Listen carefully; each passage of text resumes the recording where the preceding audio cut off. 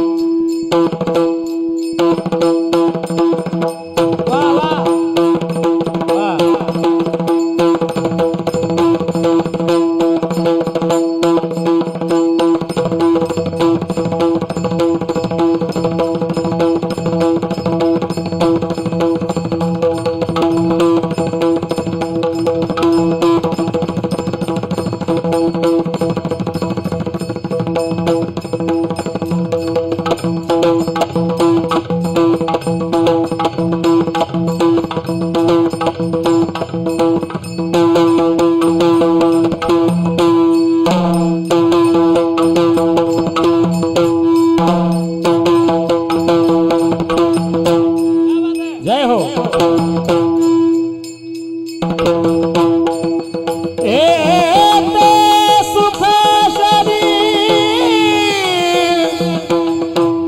सुख शनि शयने ते सुख आशन शयन हरि सुख हरि सुख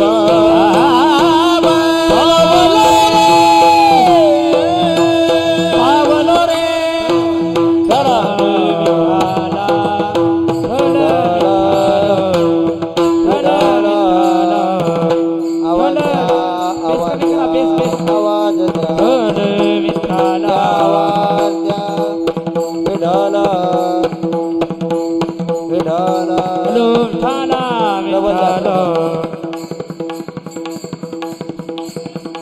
विठ्ठल हरा वा विठ्ठल वा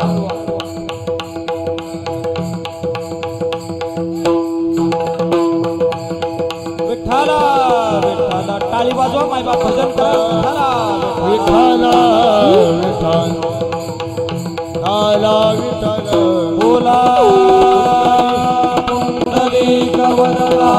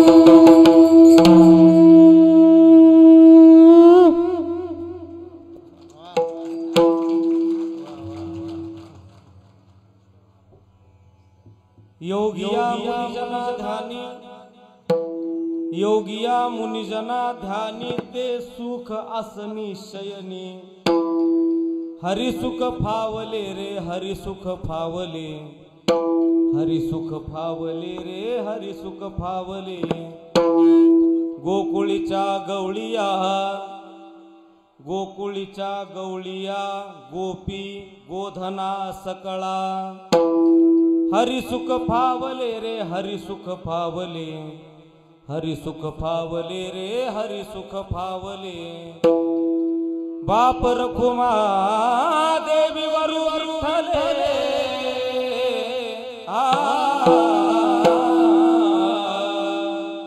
बाप रखुमा देवी वरु विठ्ठले ते सुख सवंगडिया दिधले हरि सुख फावले रे हरि सुख फावले हरि सुख फावले रे हरि सुख फावले विठ्ठला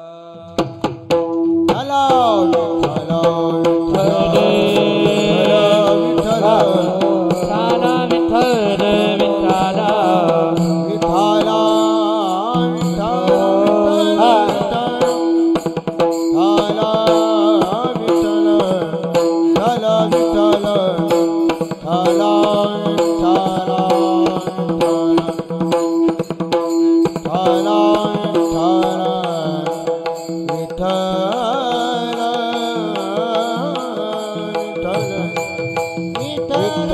विठ्ठल विठ्ठला विठ्ठला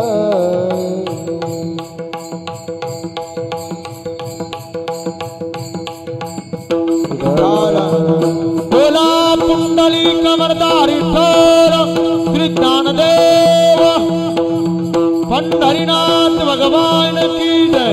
माऊली ज्ञानेश्वर महाराज की जय।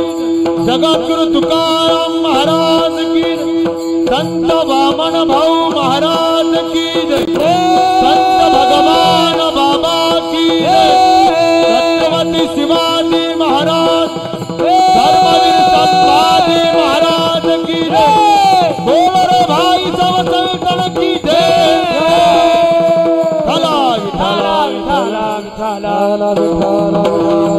बोला पुंडलिक वरदा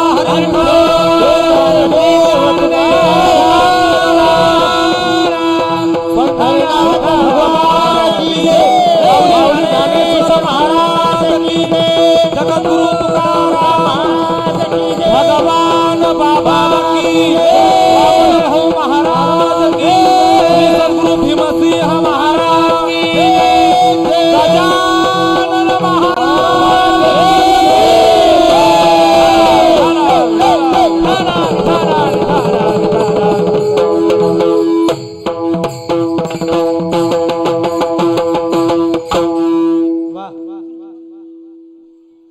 समचरण सरोजम सांद्र नीलांबुदाभ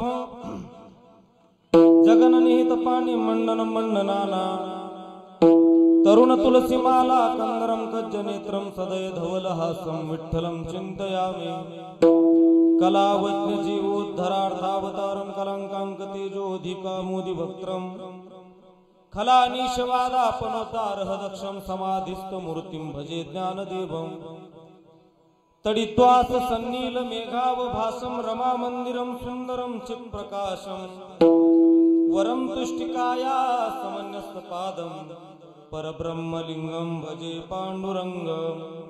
पांडुरंगा करो प्रथम नमन दुसरे चरण संताचिया त्यांच्या कृपादाने कथेचा विस्तारो बाबाजी सद्गुरु दास तुका देवाधी देवा जगत्रय जीवा परियसी केशवा विनंती माझी माझी वाणी तुझे वर्णी गुणनाम ऐसे दे प्रेम काही कळा आता मज साई येथे करावे देवा करावे देवा तुझी सकळ गोवा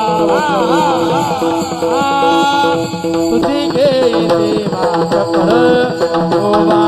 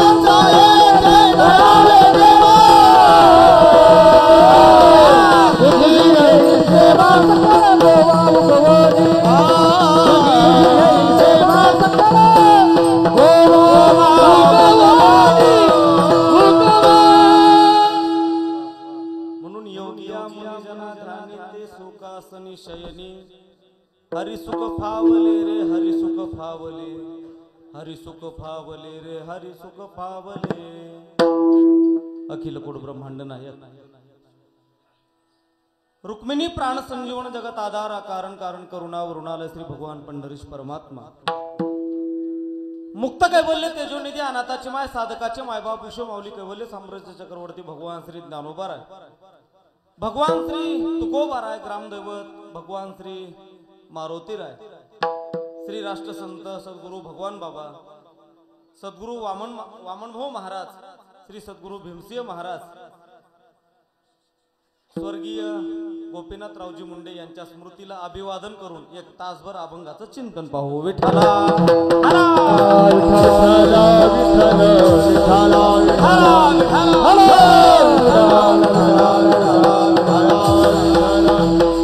कीर्तन श्रृंखला शृंगारित करण्याकरता सर्व महाराष्ट्रातील दिग्गज वारकरी भजनी मंडळी मंडळी या ठिकाणी उपलब्ध आहे, त्यामध्ये सुरुवातीला त्यांना गोड चाल गायली आदरणीय हरिभक्त पारायण संगीत विशारद संगीत अलंकार भजन सम्राट आमचे नामदेव बाबा आघाव. खऱ्या अर्थानं त्यांच्याकरता एकदा जोरदार टाळ्या वाजवा. नामदेव महाराजांनी सुद्धा सुंदर, मला वाटते भटियार राग होता. मला गाण्यातली काही अक्कल नाही जास्त एवढी, त्यातलं काही कळत नाही, पण भटियार राग त्यांना छान गायला, म्हणून खऱ्या अर्थानं नामदेव महाराजांना द्यावे तेवढे धन्यवाद. त्यांना ज्यांना साथ केली आदरणीय गायब झाले का नवनाथ महाराज, त्या नवनाथ महाराजांनी नामदेव महाराजांना सुंदर साथ केली आहे की नाही. आणि दुसरे आपले गायनाचार्य, आपल्या गावचं वैभव असणारे हरिभक्त पारायण संगीत विशारद संगीत अलंकार मृदंग विशारद मृदंग अलंकार, अजून काय काय येतं काय माहिती त्यांना की नाही. सगळंच येत आहे. सर्व गुण संपन्न कृष्णा महाराज, खऱ्या अर्थानं त्यांनाही द्यावे तेवढे धन्यवाद. त्यांच्याकरता एकदा जोरदार टाळ्या वाजवा. इकडले आदरणीय आमचे संगीत विशारद संगीत अलंकार नामदेव महाराज गेले, ते आदरणीय आपले संगीत विशारद अशोक महाराज, आपले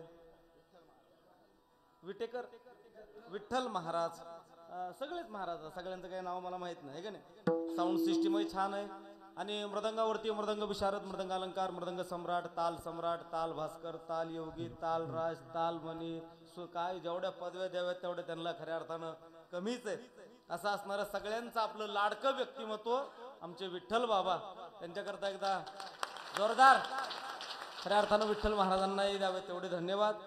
त्याचप्रमाणे सर्व या सप्ताहाकरता सर्व ही कार्यकारिणी मंडळी राजकीय क्षेत्रातील असतील, परमार्थिक क्षेत्रातील असतील, सामाजिक क्षेत्रातील असतील, शैक्षणिक क्षेत्रातील असतील, शेतकरी वर्ग, संपूर्ण सगळ्यांच्या उपस्थितीमध्ये या कार्यक्रमाला लागलेली भव्यता आणि दिव्यता विठाला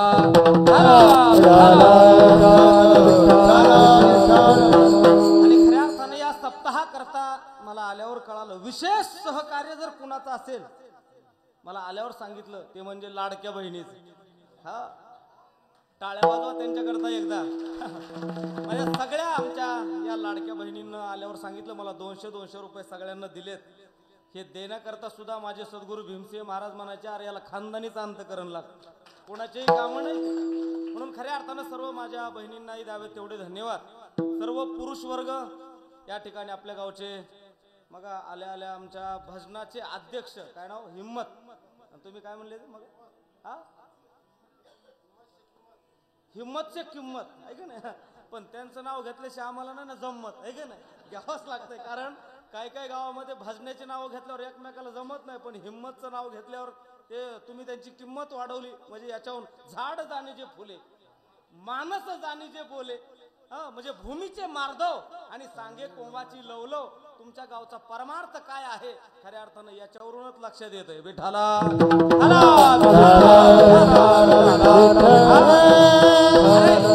एकमेकाबद्दल आदर असणं, एकमेकाबद्दल प्रेम असणं, दुसऱ्याचं नाव घेतल्यानंतर तिसऱ्याला समाधान वाटणं, याचंच नाव काल आहे. विठाला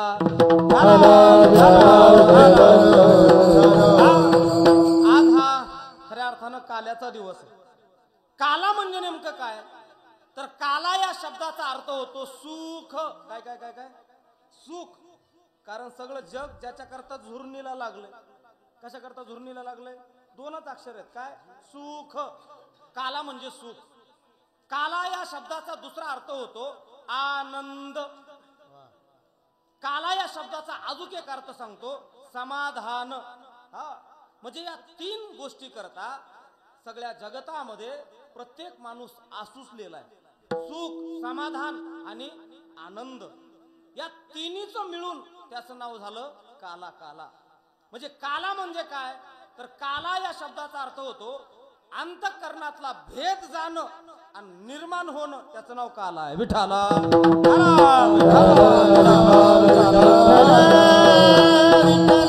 अरे अनेक जाती धर्माची माणसं एका जागेवर येणं, याचं नाव काय आहे, काला. अनेक भिन्न विचाराची माणसं एका विचाराची होणं, याचं नाव काय आहे, काला. हा, एकमेकामध्ये तूट पडणं, याचं नाव काला नाही, याचं नाव कालवा होईल. मग एवढा खर्च करून आपल्याला नेमका कालवा करायचा का काला करायचा? काला. काला कुणी केला, तर काला माझ्या सद्गुरू भगवान बाबांनी केला. काला कुणी केला, वामनभाऊ महाराजांनी केला. काला कुणी केला, भीमसिंह महाराजांनी केला. का, तर याचं कारण असं, तुका म्हणे भेदा भेद आणि गेला वाद खंडोनी बरोबर काला विठाला विठाला विठाला हा जो काला आहे हा काला जगात झाला पाहिजे बाबा याच्यात नवल नाही. हा काला एखाद्या राष्ट्रात झाला पाहिजे याच्यात नवल नाही. हा काला जिल्ह्यात झाला पाहिजे याच्यातही नवल नाही. हा काला तालुक्यात झाला पाहिजे याच्यात नवल नाही. हा काला एखाद्या सर्कलच्या गावात झाला पाहिजे याच्यात नवल नाही. हा काला एखाद्या वाडीत झाला पाहिजे याच्यातही नवल नाही. हा काला आपल्या गावात झाला पाहिजे याच्यातही नवल नाही. हा काला आपल्या घरात झाला पाहिजे मला वाटतं याच्यातही नवल नाही. मग तुम्ही म्हणाल नवल तरी कशात आहे तर नवल याच्यात आहे आपल्या घरामध्ये सासू आणि सुनामध्ये काला व्हायला पाहिजे याच्यात सगळ्यात मोठं नवल. बघा तुमच्या लक्षात सुनेत आणि सासू मध्ये जर काला झाला तर मला वाटतंय त्या घरासारखा आनंद गावात पुन्हा तुम्हाला दुसरं घर बोला बोला बोला बोला सापडणारच नाही. फक्त या दोघी जणीत कुणात बोला बोला बोला सासू आणि सून. हा आमचे कीर्तनकार विनोदानं सांगत असतात ना ते मुला मुलीचे पत्रिका पाहतात गुण जुळतात का पण पत्रिका कुणाची बघायला पाहिजे म्हणतात कीर्तनकार या सासूची सुनाची पत्रिका बघायला पाहिजे आहे का नाही. या दोघीचं जुळतंय का कसं या दोघीचं जुळलं की संसार सोपा आहे. विठाला विठाला या दोघीमध्ये काला होणं फार महत्वाचं आहे. एक सासूबाई एका वाटणीमध्ये खुरपायला बसली सुनबाई जर एका वाटणीमध्ये खुरपायला बसत असं हिम्मतराव तर मला वाटतंय किती बी हिम्मत नाव असलं तरी तो हिम्मत खचून गेल्याशिवाय राहणार नाही. नाही राहणार नाही त्याला का तर या दोघीच्या वागण्यावरून घरातल्या पूर्ण संसाराची जबाबदारी ज्याच्यावर असते का नाही मला वाटतं त्याला ऊर्जा देण्याचं काम जर कोण करत असतील तर या दोघी जणी आहेत. आणि या दोघी जणीमध्ये एकात्मता झाली की मग आपण म्हणायचं तुका मन काला कोठे अभेद देखिला कोठे अभेद देखिला कोठे अभेद देखिला तुका मन काला कोठे अभेद देखिला कोठे अभेद देखिला तुका मन काला कोठे अभेद देखिला कोठे अभेद देखिला कोठे अभेद देखिला तुका काला कोठे अभेद देखिला कोठे अभेद देखिला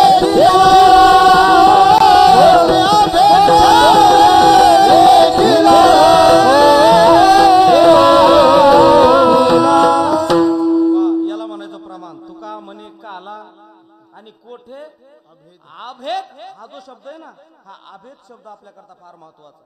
अभेद म्हणजे काय अंतःकरणामध्ये भेदच नसावा कुणाच्या बद्दल याचं नाव अभेद आहे.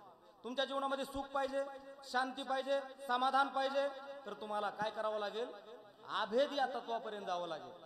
शांती अखंडित राहो शांती अखंडित राहो जगाचा भेद लयाला जाओ जगाचा भेद लयाला जाओ. शांती जर पाहिजे असेल तर अंतःकरणातला भेद गेला पाहिजे.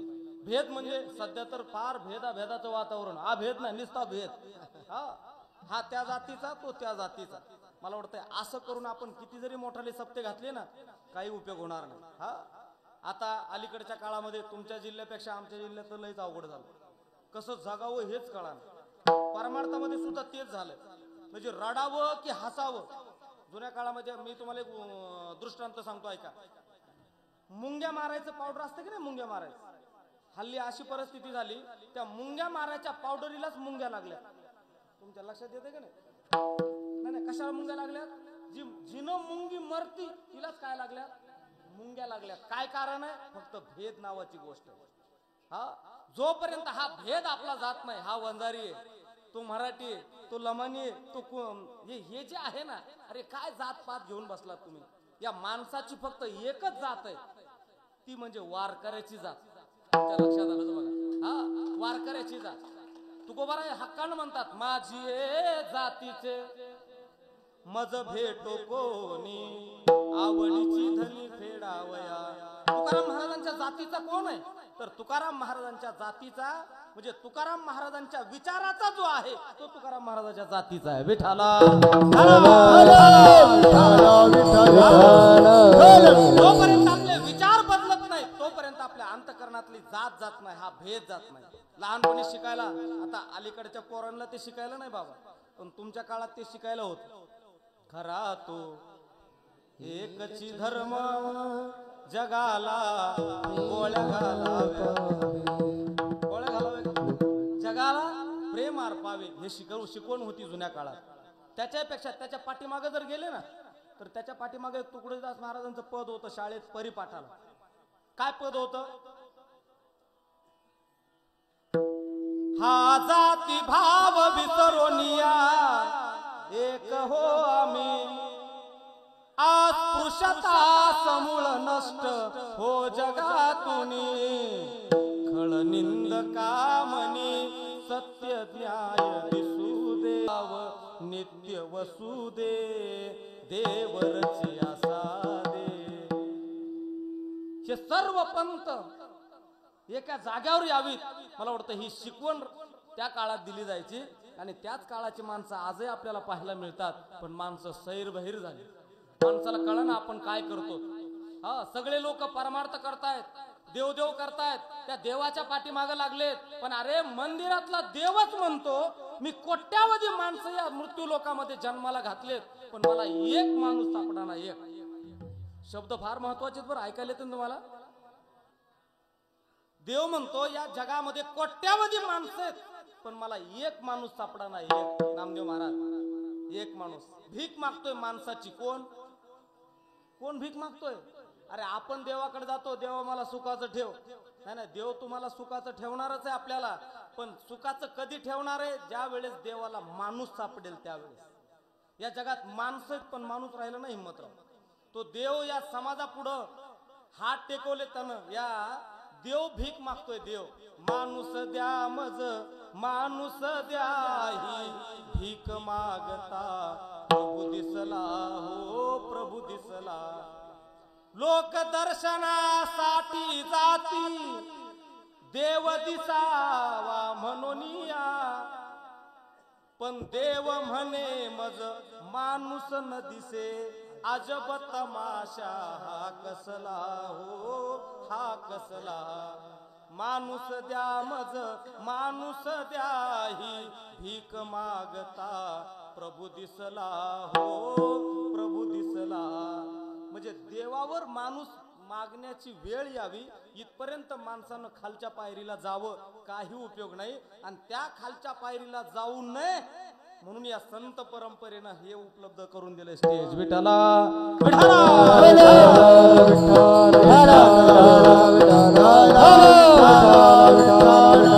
या स्टेजवर फक्त एकच उपदेश आहे आता जागा रे भाई नो जागा किंवा जागा रे गोपाळानो राम नामे जागा गोपाळानो राम नामे जागा जग जोगी हा जग जोगी जाग जाग बोलते जग जोगी जाग जाग बोल जग जोगी जग जोगी जाग जाग बोलते आ जग जोगी जग जोगी जाग जाग बोलते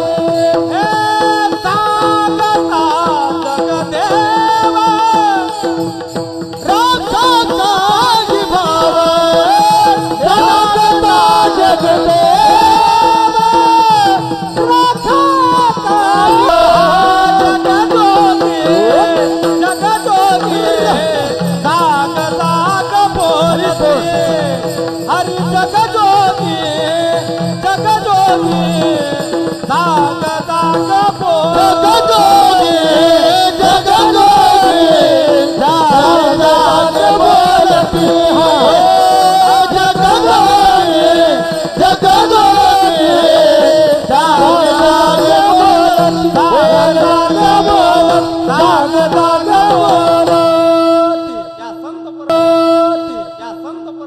या स्टेजवरून हा उपदेश केलाय, जगजोगी जगजोगी जाग जाग बोल. त्यांना कुणी अधिकार दिला काला द्यायचा? तर ऐका. त्यांना कुणी अधिकार दिला काला द्यायचा? तर ऐका. संतांना अधिकार कुणी दिला हा एक तर हा प्रश्न आणि संभवायलाही नाही पाहिजे, पण अधिकार त्यांना कसा प्राप्त झाला एका मिनिटात तुम्हाला उत्तर देतो. या संत परंपरेला आपल्याला काला देण्यात